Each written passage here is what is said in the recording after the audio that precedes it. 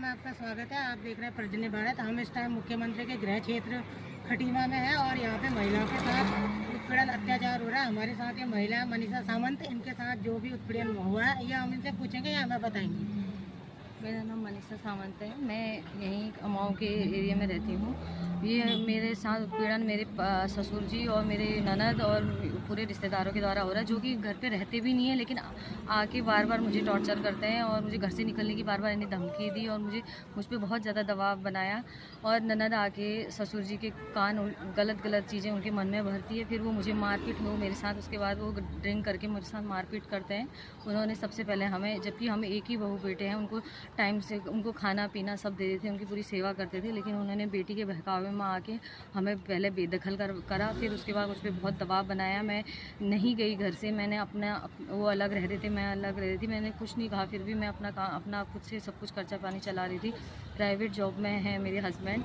और क्या कहते हैं, ननद ने मेरे साथ अलग से मारपीट करी और ननद के सपोर्ट में मेरे पूरे रिश्तेदार आए जो बरी में रहते हैं। बरी में हमारे राजेश सिंह सामंत हैं और पहाड़गंज मेरा भतीजा था, यहाँ पे पढ़ने के लिए आया था, उसने भी मेरे साथ गाली गलौज लड़ाई करी। और ससुर जी हमेशा लड़ाई गाली गलौज ड्रिंक करके करते हैं।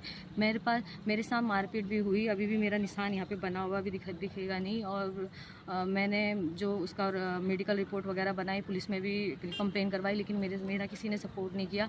और मैं कोर्ट में भी गई, डेट पे डेट मुझे मिलती गई, लेकिन मुझे न्याय अभी तक नहीं मिला। मैं न्याय के लिए अभी भी भटक रही हूँ, इधर से उधर भटक रही हूँ, दर भटक रही हूँ। छोटे मेरे बच्चे हैं, मेरा बड़ा बेटा UKG में 6 साल का है, मेरा छोटा बेटा अभी नर्सरी में है, और मैं दर भटक रही हूँ। मुझे न्याय देने वाला कोई नहीं है। एक औरत का कोई नहीं होता है जब वो उसका कुछ घर से ही सपोर्ट नहीं है, परिवार ही उसके साथ ऐसे इस तरह के अन्याय करता है, तो उसको कोई सपोर्ट नहीं कर पाता है।